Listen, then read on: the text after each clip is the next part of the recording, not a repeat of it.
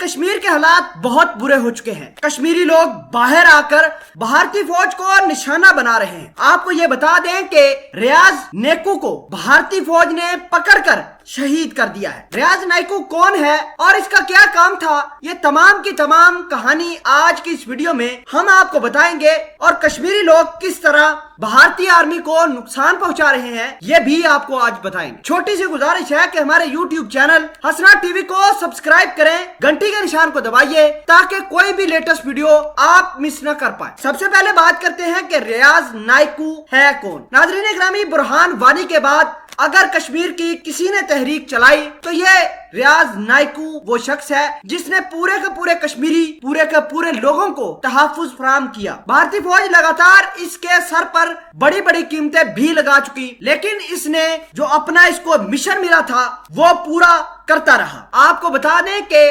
گزشتہ ماہ بھارتی آرمی کے 5 اعلیٰ کمانڈو مارے جاتے ہیں۔ بھارت نے پہلے پہل اس تمام تر کہانی کا الزام پاکستان پر لگایا اور یہ کہا کہ پاکستان نے کشمیری طالبانوں کو تحفظ دیا، ان کو ٹریننگ دے کر بھارتی علاقوں میں چھوڑ دیتے ہیں، بعد میں نقصان پہنچاتے ہیں یہی لوگ۔ اس حوالے سے بھارت نے کلگام ضلع کے اندر ایک آپریشن لانچ کیا۔ اس آپریشن کے تحت بہت سارے کشمیری لوگوں کو، نوجوانوں کو نکال کر مار دیا گیا، کئیوں کو جیل بھیج دیا گیا اور بہت ساروں کو لاپتہ کر دیا گیا۔ ریاض نیکو نے اس وقت اپنی تحریک کو نئی ڈائریکشن دی اور بھارتی فوجیوں کو مارنا شروع کیا تاکہ یہ فوجی جو چار دیواری کا تقدس پامال کر رہے تھے اس سے باز آ جائیں۔ بہرحال وہ اپنے کام میں مگن تھا کہ بھارتی فوج نے اس کو پکڑ کر شہید کر دیا۔ اس کے بعد بھارت کی پوری آرمی سکھ اور چین کا سکون لیتی ہے، لیکن وادی کے حالات اس وقت خراب ہو جاتے ہیں جب بہت سارا علاقہ لوگوں کے ساتھ بھارتی آرمی کو